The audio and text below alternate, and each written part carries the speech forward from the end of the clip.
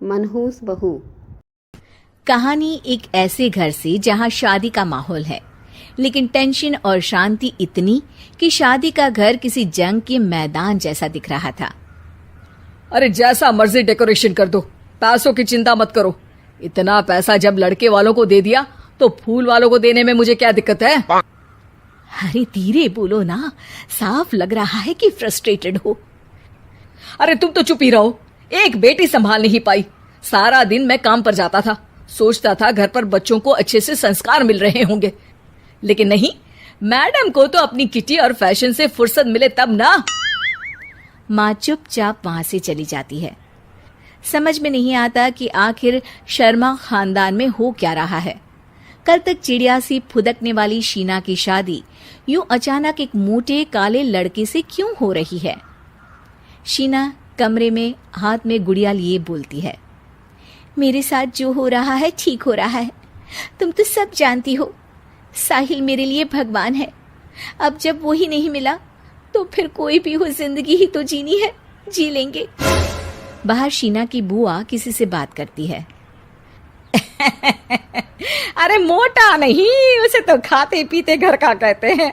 अब ओबेरॉय का नाम भी किसी को बताने वाली बात है। उनका इकलौता लड़का तो करोड़ों की सामी तो है ही। अरे हमारी शीना बिटिया तो रानी बनेगी, रानी। इन सब के बीच कहीं कोने पर शीना हाथ में मेहंदी सजाए बैठी थी और आंखों में आंसू सजाए। और वो समय भी आ जाता है जब शीना मंडप के नीचे हाथ में वरमाला लिए खड़ी होती है, लेकिन तभी अफरा तफरी मच जाती है। कोई कहता है, अरे लड़के की माँ को हार्ट अटैक आ गया। अरे अच्छी खासी थी, कैसे हो गया? अरे कहते हैं ना, किसी किसी लड़की के पैर अच्छे नहीं होते। हो सकता है कि मनहूस है ये लड़की। शीना पास खड़ी सब सुन रही थी। फिर शीना अपने कमरे में आ जाती है।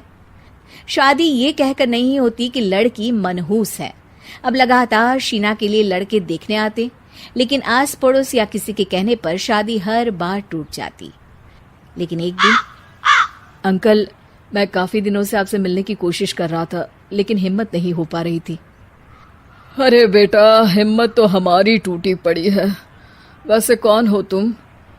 अब मेरा नाम साहिल है अंकल। मैं शीना से प्यार करता हूँ और उसी से शादी करना चाहता हूँ। अरे अब तो किस जात के हो ये भी मायने नहीं रखता। बेटा, मेरी बेटी मनहूस है। ये सब कहते हैं कि इसीलिए उसकी शादी नहीं हो पा रही। अगर तुम शादी करने को तैयार हो तो ठीक है। शीना की शादी साहिल से हो जाती है। अगले दिन साहिल की माँ का देहांत हो जाता है और एक बार फिर लोग शीना को अपशकुनी कहने लगते हैं। अरे खा गई दीदी को ये। अरे क्या जरूरत थी साहिल किसी मनहूस को घर लाने की? पर बुआ, माँ की तो तबीयत पिछले कई साल से खराब थी। डॉक्टर्स ने जवाब दे दिया था। क्या पता ये भी उनका सौभाग्य हो कि वो बहू का मुंह देख पाई। अरे बहू का मुंह देख पाई, या ये कह लो कि बहू का मुंह देखते ही स्वर्ग लोक सिधार गई। खैर, हमें क्या, घर तुम्हारा है, हम तो चले। अब शीना को खुद पर ही शक होने लगता है कि कहीं सच में वो अपशकुनी तो नहीं। साहिल, हम दोनों की शादी नहीं हुई होती तो अच्छा था। देखो ना, कैसे पहले मेरी शादी टूटती थी और अब तुम्हारी माँ भी। अरे ऐसा कुछ नहीं होता शीना, अपशकुनी वगैरह कुछ नहीं होता। ये सब तो ईश्वर के खेल हैं। वो शादी तुम्हारी इसलिए टूट गई क्योंकि तुमको मेरी पत्नी बनाना था, और माँ का जाना तो तय था। वो काफी बुजुर्ग थी, साथ ही एक ऐसी बीमारी से जूझ रही थी जिसमें डॉक्टर्स भी उन्हें नहीं बचा पाते। शीना साहिल की बात सुनकर तसल्ली कर लेती है और वहां से चली जाती है। अगले दिन, शीना, अरे ओ शीना। क्या हुआ? उफ, कहीं फिर मेरी वजह से कोई नुकसान?